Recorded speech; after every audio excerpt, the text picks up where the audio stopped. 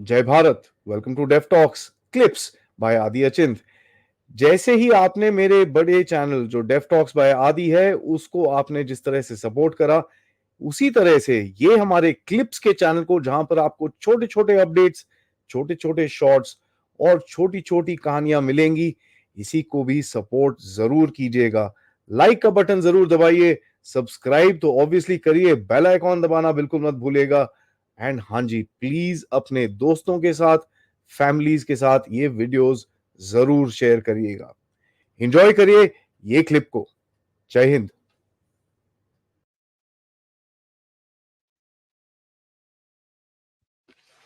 जय हिंद, जय Bharat and welcome to deaf talks. This is Adi Achint. Pakistan की तरफ से क्या रिएक्शन है मोदी साहब की री इलेक्शन के अंदर, उसके ऊपर थोड़ी सी नजर डालते हैं, क्योंकि पाकिस्तान इस टाइम पे मेरे ख्याल से अंदर से सोच रहा होगा, यार इतना हमने करा, डीप स्टेट को हमने झोली खोल के अपने घर के अंदर बुला लिया और जितने कारतूसे, जितनी एम्यूनिशन थी वो पूरी फायर कर दी, लेकिन मोदी तो वापस आ गया यार। अब करें तो क्या करें, ये बड़ा एक चक्कर हो गया है उनके लिए, क्योंकि उनकी तरफ से जिस तरह के रिएक्शंस आ रहे हैं उसमें आपको कुछ ना कुछ हिंट्स दिखती हैं। सो आइए देखें जरा पाकिस्तान क्या बोलता है मोदी साहब के रिटर्न के बारे में।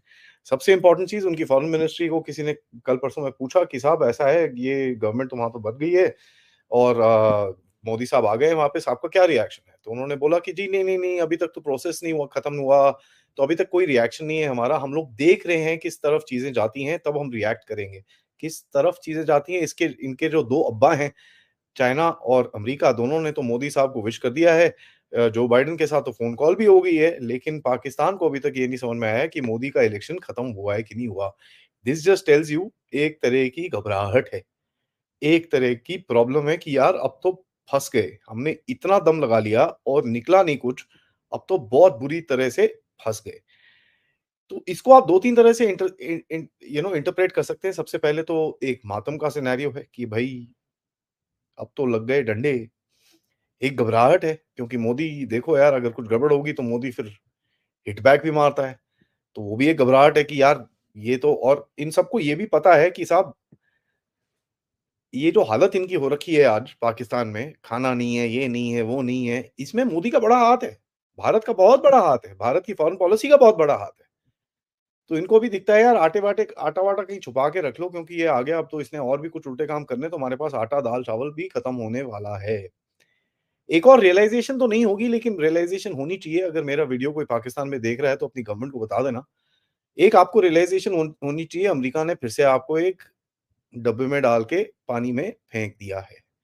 क्योंकि ये सारा काम आप, ठीक है, उन्हीं के कहने पे करते हो, अब फँस गए हो, अब आपको एक कॉस्ट इसका मिलेगा। शहबाज शरीफ इस टाइम पे है चाइना में। शहबाज शरीफ गया हुआ है भीख माँगने के लिए चाइना की, थोड़ा दे दे यार, कटोरा-वटोरा लेके गया हुआ है, चमका के एकदम कटोरा वो पहुँचा हुआ है वहाँ पर। शी जिनपिंग मिला होगा उसको, वहाँ पर मिला है, फ़ोटो-वोटो भी आ गई है। तो वो भीख माँगने के लिए गया था चाइना। ना अगर वो चाइना में है, तो शहबाज शरीफ भारत को कैसे ग्रीटिंग कर सकता है? ये पाकिस्तानी स्ट्रैटेजिक थिंकिंग है कि चाइना गुस्सा हो जाएगा। चाइना हो जाएगा गुस्सा। अब कैसे यार, शहबाज शरीफ तो चाइना में बैठा है। अब हमने अगर मोदी जी को यहाँ पर ग्रीटिंग कर दी तो वहाँ पर चाइना पैसे नहीं देगा। तो नहीं, नहीं, नहीं यार, अभी ना आप एक डायलॉग मार दो कि अभी तो ना गवर्नमेंट फॉर्म नहीं हुई है, हम देख रहे हैं, देख रहे थे, देखते रहेंगे। ये तो इनकी हालत है जब इनके अपने अब्बा, जो चाइना में, जिस चाइना में ये बैठे हैं, वहाँ से तो जून 5 को ही मोदी साहब के लिए कांग्रेचुलेटरी मैसेज आ चुका था। तो इतनी फटती है इनकी कि भई जो हमको 2 कौड़ी मिलनी है चाइना से वो भी नहीं मिलेगी। हमारा सर्वाइवल खत्म हो जाएगा, तो अभी हम भारत के लिए कोई भी स्टेटमेंट नहीं दे सकते। और this is Pakistani strategic thinking. सोचिए किस किस लेवल पे स्ट्रैटेजिक थिंकिंग है इनकी, जब भीख माँगने के टाइम पे इनको देखना पड़ता है यार किसको हाय बोलें, किसको हेलो बोलें कि कोई गुस्सा हो जाएगा। This tells you the self respect that country has. Pakistan के सपोर्ट के सारे, काफ़ी सारे ग्रुप्स, बहुत प्रोपेगेंडा चलाया गया, स्पेशली टारगेटिंग कश्मीर। कश्मीर में तो ये नैरेटिव चलाने की कोशिश करी गई कि कश्मीर रिजेक्ट्स इलेक्शंस, कि कश्मीर में लोगों को इलेक्शन पसंद नहीं है और कश्मीरी लोग इलेक्शन को रिजेक्ट कर रहे हैं। ये क्यों? क्योंकि पाकिस्तान में पीओजेके की भी घंटी बजी हुई थी, अभी भी बजी हुई है, वहाँ पर उससे न्यूज़ थोड़ी बाहर नहीं आ रही है, लेकिन छोटे-मोटे वहाँ पर प्रोटेस्ट अभी भी चल रहे हैं। और मेरे को जो इन्फॉर्मेशन आ रही है कि गिलगिट-बाल्टिस्तान और पीओजेके दोनों के अंदर अभी एक बहुत बड़ा प्रोटेस्ट होने की तैयारी की जा रही है। तो ये बड़ा इंटरेस्टिंग समय होने वाला है पाकिस्तान के लिए एंड उस हिसाब में उनको भी पता होगा, अगर मुझे पता है तो फिर ऑब्वियसली वो कश्मीर में थोड़ा-सा इलेक्शन को डिस्क्रेडिट करने की कोशिश कर रहे थे। As a matter of fact इन्होंने काफ़ी हद तक कैंपेन चलाया, ऑनलाइन, ऑफलाइन बड़ा ज़बरदस्त कैंपेन चलाया, लेकिन वो पूरी तरह से फेल हो गया। अब आप बोलोगे आदि यार वो राशिद इंजीनियर तो इलेक्ट हो गया, वो तो सेपरेटिस्ट टाइप आदमी है, ये क्या स्टोरी है? इसके बारे में रात को 10 बजे हम लोग आज बात करेंगे राजा मुनीब साहब के साथ में। दिस इसका election does not mean Pakistan का फेवर, ठीक है? तो ये चीज़ तो दिमाग से पहले ही निकाल देना चाहिए और ये सेपरेटिसिज़्म का रिज़ल्ट नहीं है। There is a different story to that as I said कल आज रात को उसके बारे में बात करेंगे। पाकिस्तान ने बहुत सारी और चीज़ें यूज़ करी। खालिस्तान के पीछे आप देख लीजिए क्या चल रहा है, ठीक है? यहाँ पर कंगना रनावत के एक थप्पड़ से पूरा इकोसिस्टम जाग रखा है और मैंने आपको कल दिखाया किस तरह के फेक ट्विटर आईडी बनाने की कोशिश की जा रही है और हमारी आँखों के सामने ट्विटर आईडी गायब हो जाती है। क्योंकि ऑब्वियसली किसी ने देखा होगा कि भाई पकड़े गए, गई फटाफट डिलीट करो, डिलीट कर दी। कौन देख रहा था वो शो उस टाइम पे जब मैं कर रहा था, ये तो मुझे पता नहीं बट ऑब्वियसली मैसेज कहीं पे गया है। आईएसआईएस को यूज़ करके काफ़ी उल्टे काम करने की कोशिश की गई। महाराष्ट्र में तो एक छोटा-सा विलेज ले लिया उन लोगों ने। कोलकाता में एक बंदा मिला, 3-4 बंदे श्रीलंकन्स मिले, अहमदाबाद में बंदे पकड़े गए, कर्नाटक में बंदे पकड़े गए और काफ़ी बड़े-बड़े प्लॉट्स थे इनके। काफ़ी बड़े-बड़े अटैक्स करने की प्लान्स थे इनके। काफ़ी कुछ ग्राउंड पे करने की कोशिश कर रहे थे लेकिन हमारी एनआईए ने उठा के इनको जेल में बंद कर रखा है।